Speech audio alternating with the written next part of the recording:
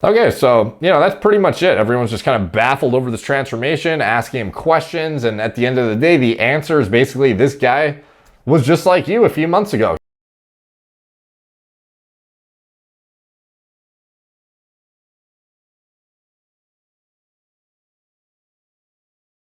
What's up, guys? Derek, moreplates.com. Today we're going to be going over another transformation to the big three, I guess, or a variation of that. And typically the big three is referring to minoxidil, finasteride, and ketoconazole shampoo. In this case, we're referring to finasteride, minoxidil, and dermarolling, which, to be honest, is probably a more effective big three if you were to choose three things and you had to pick between dermarolling and a ketoconazole shampoo.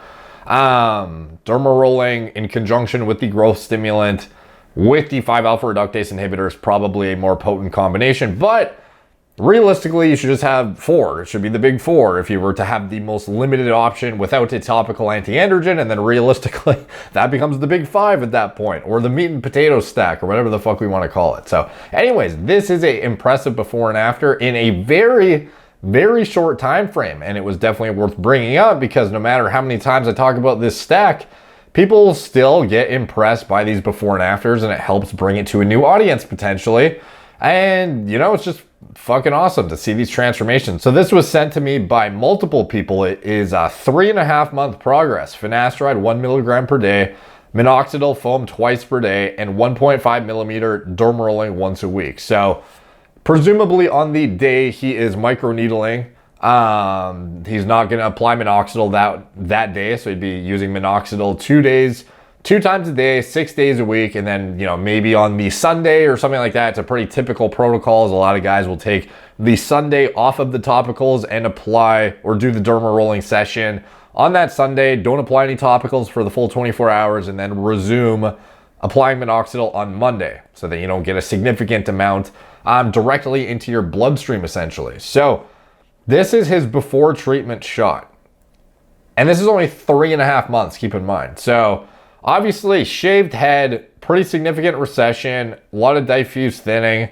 Moving forward to 1.5 months into treatment, you can see the temples are sort of coming back in a bit. Still got, it's hard to tell if somebody is like how diffuse thinning they are when you are looking at a shaved head. You don't really know exactly what to expect until it's fully grown out. But anyways, 2 months into treatment, you can see here where the temporal recession would normally be occurred, or where it was occurred, you can see it actually like significantly coming in, like on the left side here, especially. The right still has a bit of ground to catch up on the left, but the left, it's like, it's getting there, dude. 2.5 months into treatment, the recession areas are almost like not even noticeable that they were bare at this point. Like the right side still has a bit more to fill in. The left side is very strong, to the point where you almost don't even see a difference between that in the middle. And now, 3.5 months later, it looks like this guy's had like an aggressive fucking transplant. So this is a very significant transformation. But you have to keep in mind, going all the way back to the first one, he is intentionally shaving his head here and not trying to look like he has good density. And on the last picture, he has his hair fully grown out, and obviously you can cover up a decent amount of shit when you have your hair grown out.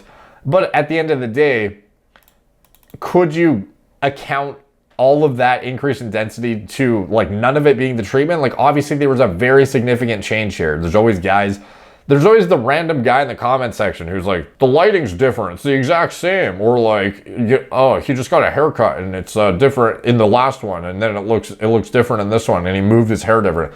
It's like, bro, there's a fucking blatant difference when there's like 20 to 30,000 hairs that look like they've been like unminiaturized on your head.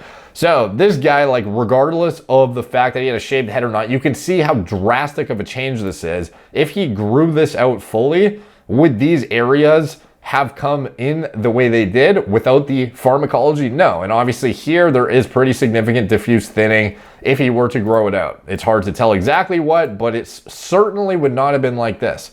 So now looking at the comments, 225 comments. His comment here, age 22, sides, dark under eyes, watery, you know what, mild dandruff, med/supplements, none. Started noticing balding at 18. I finally stopped wearing a hat. Everyone started complimenting my hair again. Life's good. So basically the dark under the eyes, he's referring to the minoxidil side effect. Watery semen from the finasteride. But everyone's complimenting his hair again. Life's good. Pros and cons. You got to weigh them out for yourself. Not everyone is going to have these issues when they take these compounds. Everyone is going to have their own individual response, their own level of side effect profile.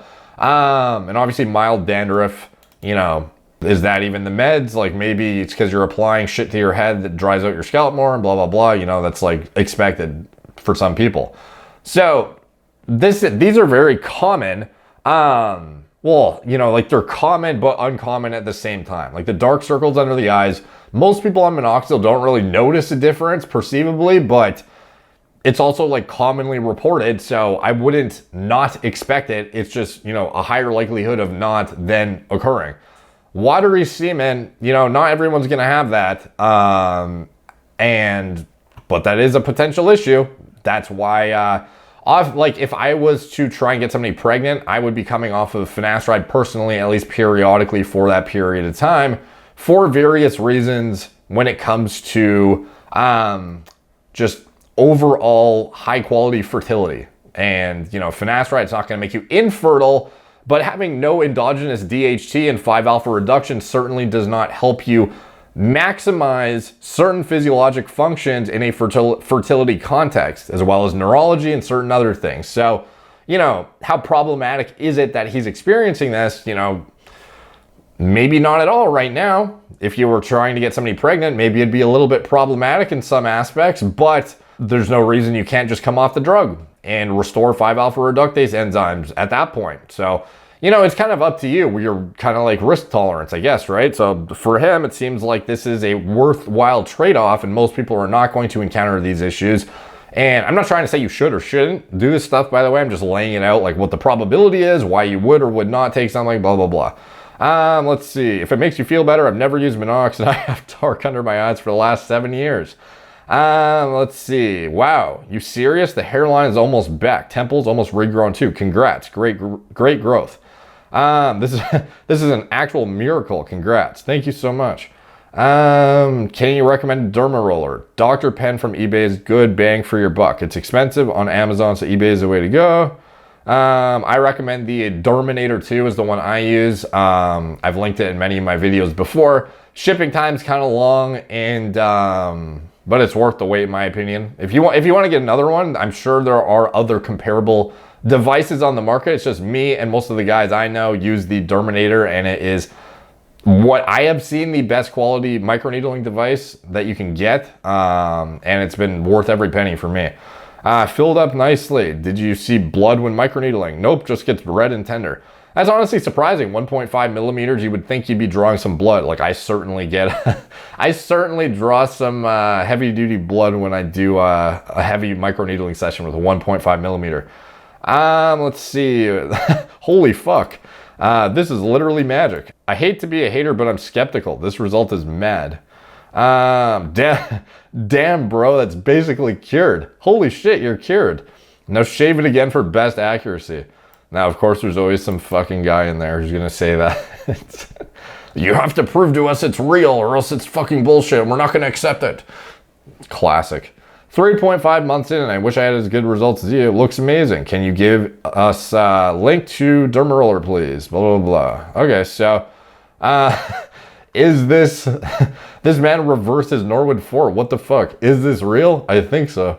So anyways, this guy, oh my fucking God. Holy fuck, man, this is crazy.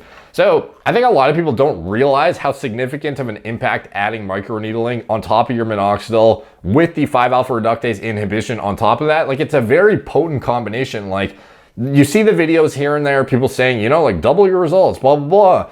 And a lot of people still don't do it. Like it's when you actually break down the cost analysis of microneedling, it's like a derma roller is like nothing. And then a microneedling device that's going to last the rest of your life and all you need to do is replace the cartridges is like if you actually broke it down into each use and compared it to the price of like applications of actual drugs that you're going to be using like minoxidil and finasteride, like the cost is like fucking pennies when you get into the microneedling device territory. So it's like a no-brainer thing to add, in my opinion, because it is non-hormonal. It works extremely well. Like, it literally will double the results you get from minoxidil and potentially potentiate the growth effects you get from some other notable growth stimulants, like latanoprost maybe even. So it's kind of, baffling to me when guys are just using minoxidil on its own and don't want to implement microneedling, or at least try it, if they've plateaued or whatever, and want to see if they can get more out of their protocol. It's, it's 1 day a week, a 15-minute session of a bit of pain. You don't have to apply your minoxidil that day, and the results are fucking insane. Like, look at this guy. This guy's obviously a good responder, but again, I think a lot of people really don't take into account how potent microneedling can be in conjunction with the minoxidil. Okay, so, that's pretty much it. Everyone's just kind of baffled over this transformation, asking him questions, and at the end of the day, the answer is basically this guy was just like you a few months ago. He just wanted to get some results, used a very common protocol. It's well tolerated, did well with it, responded well, and he's well on his way. And he's probably going to get even more ground here. Like, he's only 3.5 months in. We can just imagine what he's going to be at a year. So, to me, this just reinforces the, the big three efficacy, in my opinion, and is, if somebody this far gone can regain this much ground, like, that bodes very well for a lot of people who have not yet tried adhering to a strict regimen that involves inducing the growth factors via wounding. Additionally, having the minoxidil growth agonist in there on top of 5-alpha reductase inhibition. And in conjunction with that, if you were a minoxidil non-responder, there are things you can do to upregulate sulfotransferase enzyme activity. Supposedly, microneedling is one of those things, but in addition to that, compounding your minoxidil with tretinoin potentially. And then above and beyond that, like, this guy hasn't even inhibited androgens on the scalp with a, like a more, shotgun approach with a topical anti-androgen. So that's something he has up his sleeve for down the line too. And he's only had minimal DHT blockade. Like, he's probably, he's using minoxidil 1 milligram a day. Like, he's probably inhibiting like 50-60% of his DHT at most.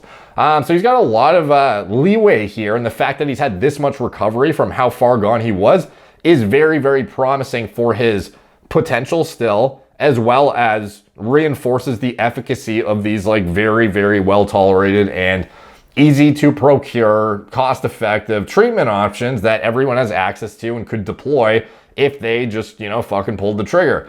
I'm not saying you should or you shouldn't. I'm just laying out there what you can expect, or at least if you're a good responder, I guess, this is what you can expect. 3.5 months, like, this is a fucking insane response in 3.5 months though. So this guy's obviously, like, you could say he's a great genetic responder, but it's like, he's also 22 and had hair like this. Like, how good are his genetics? You know what I mean? So if this guy had this aggressive of hair loss and he was able to get back to here in 3.5 months, like, for somebody that has less aggressive hair loss and is being a bit more proactive than this guy was, you could probably expect to maintain the majority of your hair for a very, very long time using a very minimally invasive and pharmacologically intensive protocol. So take from that what you will.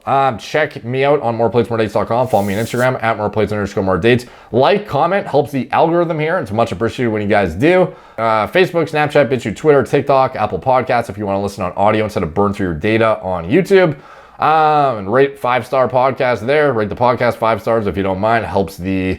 Presumably it helps the algorithm over there. So it's much appreciated when you guys do that.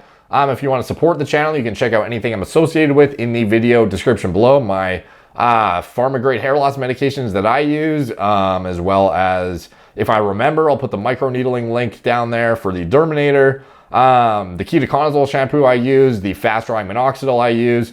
Those are like more expensive versions. I've talked about this a million times at this point, but if you want the cost-effective, cheapest version, go get the Kirkland minoxidil foam off of Amazon. You can get 6 months worth for like $40. The Nizoral you can get for like $10 for like a month's worth probably. The links I have are for like the high quality versions of those that I use when I'm going out and I want my hair to look as good as possible. And I don't actually use minoxidil myself, but if I were, the fast drying one, it's significantly better than the standard greasy Kirkland stuff. So, if you're going to be going out, I recommend using the higher quality stuff that won't make your hair look malnourished like Nizoral and dry it out, and it won't make your hair look greasy and shitty like the Kirkland will. It'll fast dry and it won't malnourish your hair. So, you know, at least have it on hand to use it for before events and fucking going out in public, I guess. But other than that, you can get away with the other one. It's just as effective in a hair loss context and, you know, a fraction of the price. So obviously the cost-effective route for those on a budget, I recommend that. And yeah, anything else I'm associated with, I will put in the video description below as well. So thank you guys for watching. Talk to you soon.